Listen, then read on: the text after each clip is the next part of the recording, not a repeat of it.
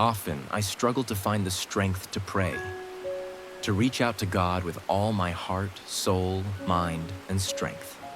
And when this happens, I end up feeling even worse, not only because I don't feel close to God, but because I feel as if it's my fault, since I haven't loved Him with all of me, as the greatest commandment requires. But what if that commandment, to love God with everything we have, is not what I think it is? What if it is God's gift to us, meant to bless us, not just an important rule to follow? And what happens when, like me, we find we simply aren't able to live up to it?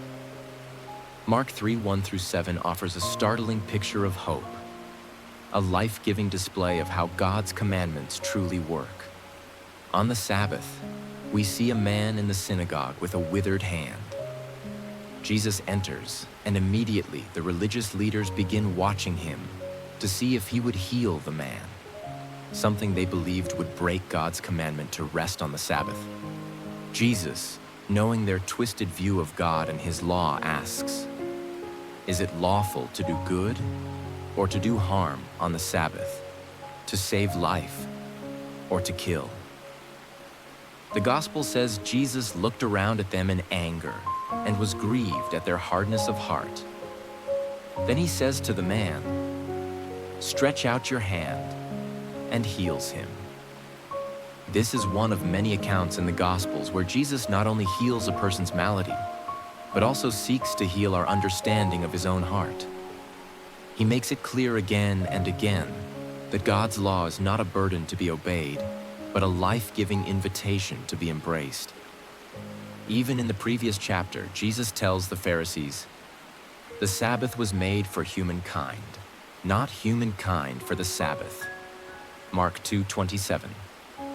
John reminds us about the nature of God's commandments in 1 John 5:3-4. "For the love of God is this, that we obey His commandments. And His commandments are not burdensome. For whatever is born of God conquers the world." John is telling us not only that following God's ways makes us conquerors, but perhaps more strikingly, that it is out of God's love that He calls us to follow His commands.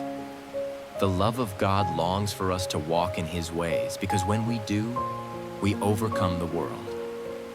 How many times have we misunderstood the nature of God's commandments? We assume they exist for God, as a requirement to earn favor or to stand rightly before Him. Yet we cannot fully obey them. And so we walk through life with withered hands, afraid to ask too much of God, and carrying the shame that comes when we focus on our weakness more than His goodness. Yet Jesus never condemns us the way we condemn ourselves. He never looks at us in anger the way we fear He might. Instead, He invites us, even now, to stretch out our withered hands to Him. If, like me, you sometimes can't seem to pray, rather than look inward and condemn yourself, look to Christ and remember His invitation. Stretch out your heart and give your withered prayers to Him. When you feel weary from stress, disappointments, and personal struggles, stretch out your withered hands and allow Him to make you whole. And when even your faith feels withered, when you are unable to believe that God is with you, sees you, and loves you without condition, know this: His commandment is not a requirement that we must live up to, but an invitation into the wholeness you truly long for.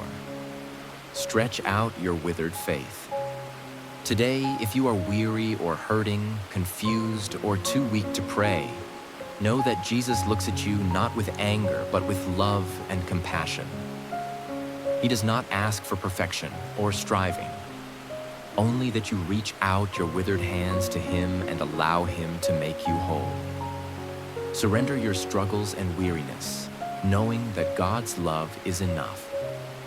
In this simple act of faith, you affirm who God is. This too is loving God with all your heart, soul, mind, and strength. And in this reaching out, we receive strength for today and joy for eternity. If this message spoke to you, consider leaving a like or comment to help YouTube share it with others who need it too. For weekly encouragement, subscribe and hit the notification bell so you never miss a devotion. May God bless you with the comfort and joy that come only from knowing Him.